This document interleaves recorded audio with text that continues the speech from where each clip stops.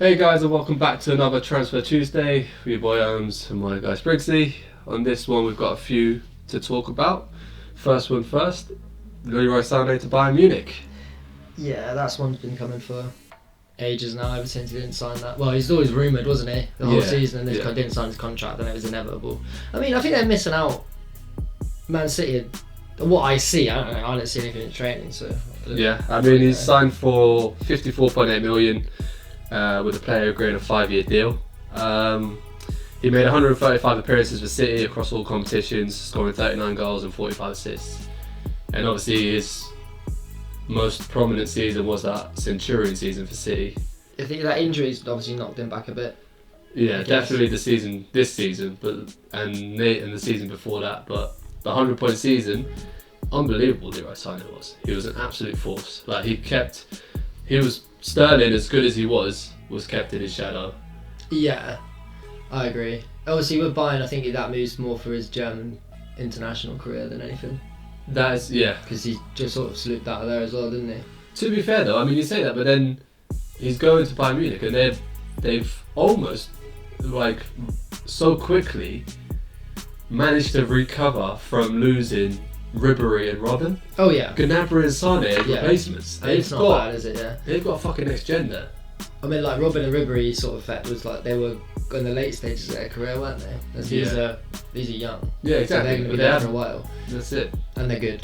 Yeah. Alongside, I mean, obviously. Also, I think Leroy Sané is a lot better than Gnabry. I think they've made a lot better. Yeah, and obviously they've got Kingsley Coman as well. Yeah. But they both play on the left wing, but I think Leroy Sané is going to walk into the team. Yeah, he'll go straight in the team. And it's definitely a massive positive for Bayern Munich. I mean, to have a front three of Gnabry, Sané, and Lewandowski. It's not expensive really for him either, considering like his age. Yeah, 100%. And what he's done as well. 24 years old he is. It's just weird. To go for 54.8 million at the age of 24. You don't really see it that often nowadays. That's why if he went to a Premier League team, it'd be a lot more. Yeah, he's the same country. So at the end of the day, I think we both agree that massive signings for Bayern Munich. They've definitely done well. Obviously, it's not a bad thing for City because they can get whoever they want. To be honest, really, they're in at a range, and they won't really miss them. I don't think. Yeah. Well, going on from there, we'll stick in Germany. Obviously, there is Jude Bellingham, young promising talent from Birmingham City, English of course. Yeah, he's like 16, isn't he? Yeah, to Dortment for a 5-year deal. They're quite lucky that they got money from him, to be honest, because he didn't sign a pro contract because he wasn't allowed. Yeah. Like I knew that was because he was so young, he wasn't allowed to change in the dressing room. He had to go change on his own. Yeah. It's mad how young he is and how good he is. Like I've watched Birmingham a couple of times. Yeah. And he's like 6 foot something, and he's just decent. No, he's so composed. And Dortmund's a weird one. Is it for me? I think no, only because I still don't think he says he wants game time, but I don't think he will get that much game time. Do you know what it is? It's like I get he'll be now surrounded by good players, so he'll learn from that sort of stage. I think Dortmund are the best team to build players, to grow players. I agree, yeah. And the fact that they've done this, I just don't think he'll play that many games next season. Maybe not next season. He's only a championship player, remember, he hasn't actually. Yeah, for sure. But you give him enough time there. Obviously, the way that Dortmund have progressed Jadon Sancho will eventually leave. If they can do that, if they can do the same with Jude Bellingham, they're on for a win. Although I do agree, it's better to sit on the bench for a team like Dortmund than play every game for a team like Watford. Yeah. Because you're surrounded with better players constantly, so you can only become a better player. Yeah. Obviously, he was also.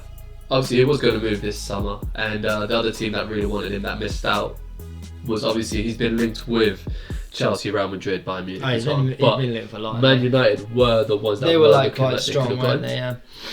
And saying that, I think it is a good choice he chose. Well, either of them, I think it'd have been a good move, but I think this is the better one because, like you said, they've got a reputation of breeding young players. Exactly. I don't think he would have done well at United simply because they don't have the same philosophy as Dortmund, like we've been talking about breeding young players, but also they've got Mason Greenwood, Rashford, Martial, Daniel James. Yeah, but he plays in a more central role anyway. I mean, they've got Pogba and that there, but if he wasn't going to play anyway.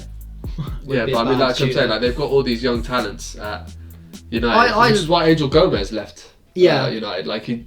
There would have been the right for him to go there.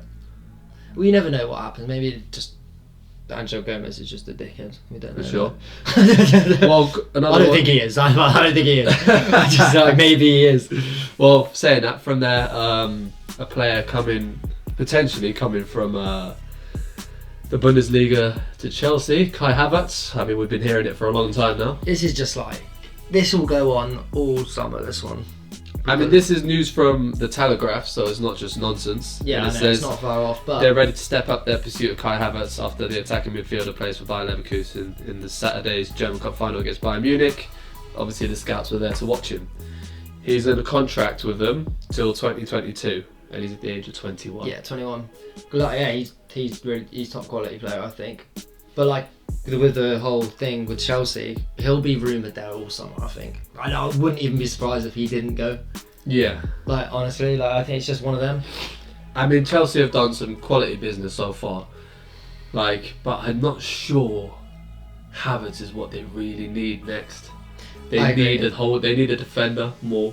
Oh, 100%. Like a world-class centre-back. Yeah.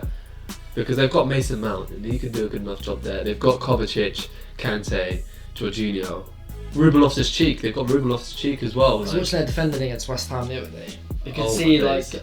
because the games where they were against City, they were quite close. Yeah. So the adrenaline's rushing. But when they're playing a team like West Ham and they should win, you could see their aging players like Azpilicueta. Yeah. You just totally watched this Yarmolenko just run off. And he was like, oh, he's only realised that he's 30 yards down the pitch. I'm like, come on, mate. Like, yeah, exactly. you're not exactly a guy you call up for a goal anyway. So why are you sticking around? So yeah, let him run off, and then he ended up scoring. Like, you can see some of them are quite aging, and like at that stage of the game, it's quite tiring. I actually think Azpilicueta is like really good, but you don't really want that happening at any point. It's just one of those. It's just one of those. I think Havertz is one of those cases for Chelsea where, like we said, the defenders more of an issue, but can you really let a player like this? Yeah, exactly. If he wants to play for you, just grab it. Yeah. Okay. It's not like they got money. Like they're not poor, are they? No, it'll be unbelievable if they can actually sign him and have him as a cam sitting behind the front three that they're going to have next season. Chelsea are going to be a real threat. You can say they do need a cam, like at that caliber of player, because that would really sort them out, especially with Werner up top. I think you're going to need more creative players with him. 100%, because they've got the rest of the midfielders, Jorginho, Kante and Kovacic. They do a solid job as midfielders, like covering, sweeping, cutting out passing lanes. Yeah, but they don't do anything wrong. Yeah. At all. So obviously with that, there's one last to go, is Luca Digne. He's been linked with Chelsea and Manchester City. He's solid. I think Man City would be better to get him. Yeah. I mean, obviously Chelsea would be good to get him as well, but I think Man City would benefit more. I don't think Mendy's quite there anymore. I mean, you can you can only get so far with being funny. Yeah. Like, there's some of the stuff, the decisions he makes, I just go, why? It reminds me of Serge Aurier a bit. Like, why are you diving into that? Yeah. And then just gets that like that Pulisic goal. What are you doing? Yeah. Honestly, but he's done that a few times. Sometimes he's solid. Like, he's probably the best player on the pitch. Yeah, because like it's just I'd his rather ability to whip the consistency ball than in. have a couple of good games, like overall. That's great it. games. Yeah. You It's want just to one be of those solid. that both teams are needing them. I mean, if you look at Chelsea, I mean, they've got Marcus Alonso and Emerson. I've been hearing Emerson's been linked with transfers away to Inter Milan. So there's obviously Luca Digne and Ben Chilwell. Obviously, he's been rumoured with both. But obviously, Digne being more precedent, I would probably agree with you that City need him more. But I think he would fit in better at Chelsea. Really? Yeah, because at Chelsea, the way they play football compared to City, even though Digne was at Barca, I think at the same time as Pep, wasn't it? Not sure. Maybe. Maybe I know he was there quite young, to be fair. But I don't know. It's just the way that Lampard knows how to like use his players. I feel like Digne will suit that style of play more. Well, both teams like their fullbacks going forward anyway. Yeah. So he's not exactly the most efficient to go forward all the time. Not like a Walker. Or He's like more a Trent. solid. He's a solid defender, and he'll get But forward. that's what I think if he City can. definitely need this year. 100%. Because Yeah. some of the games, like look, they beat you 4-0 and then they'll go and lose 2 sloppy goals to Chelsea. Yeah. Yeah. That's not what champions are. No. And that's exactly. not why, but that's what's caused most of them not to be so close to you. To say that as well is just like, again, with City, I feel like they need to make additions in other places first. They need to get a centre half in. 100% a centre half, yeah. And then But again, both teams have cover got the money Leroy Sané. to do that stuff like that. Yeah. They can do it. It doesn't matter. That's true.